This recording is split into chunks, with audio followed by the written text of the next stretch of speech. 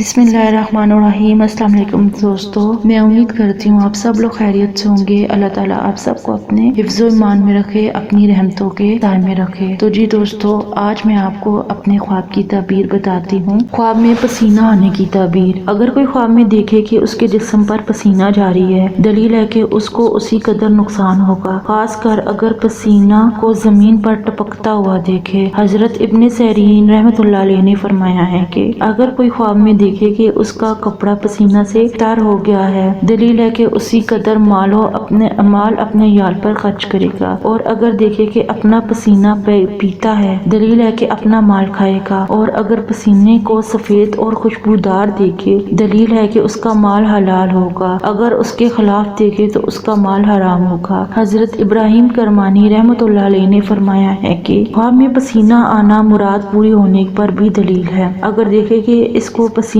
आता है, दलील है कि उसकी मुराद पूरी होगी। और अगर बीमार देखे कि उसको पसीना आया है, दलील है कि शफा पाएगा। मरीज के लिए ख्वाब में पसीना मर्ज से छुटकारा है। अगर सेहत की उम्मीद हो, वगरना मौत की अलामत है। अगर साहिब ख्वाब तंदुरुस्त हो तो मेहनत और मुशक्कत वाले काम की या फिर दुनियावी नुकसान की भी दलील है। अगर कोई देखे कि इसका पसीना बहा है तो इसकी जरूरत मुकम्मल होगी। बगल के पसीना की बोरियत के लिए वबा और वाली के लिए बुरी तारीफों के बाद हसूल माल है। इसी तरह ताजर और कारीगर के लिए पसीना माल भी होता है। अगर कोई देखे कि इसके पसीने इसके जिस्म से गिरा है तो इसके पसीने की बकदर इसका माल जाया हो जाएगा। कभी पसीना देने के वाले के लिए मुसीबत भी होती है। आज के ख्वाब की ताबीर देखने का बहुत बहुत शुक्रिया। अगर आपके ख्वाब की ताबीर मेरे ख्वाब की ताबीर के मुताबिक निकलती है तो मुझे कमेंट सेक्शन में लाजमी बताइएगा। अगर आपके ज़हन में किसी भी किस्म का सवाल है तो आप मुझसे कमेंट सेक्शन में या फेसबुक पेज के मैसेज सेक्शन में पूछ सकते हैं। मैं आपको आपके ख्वाब की ताबीर बताने की पूरी कोशिश करूंगी। Thank you. Allah Hafiz.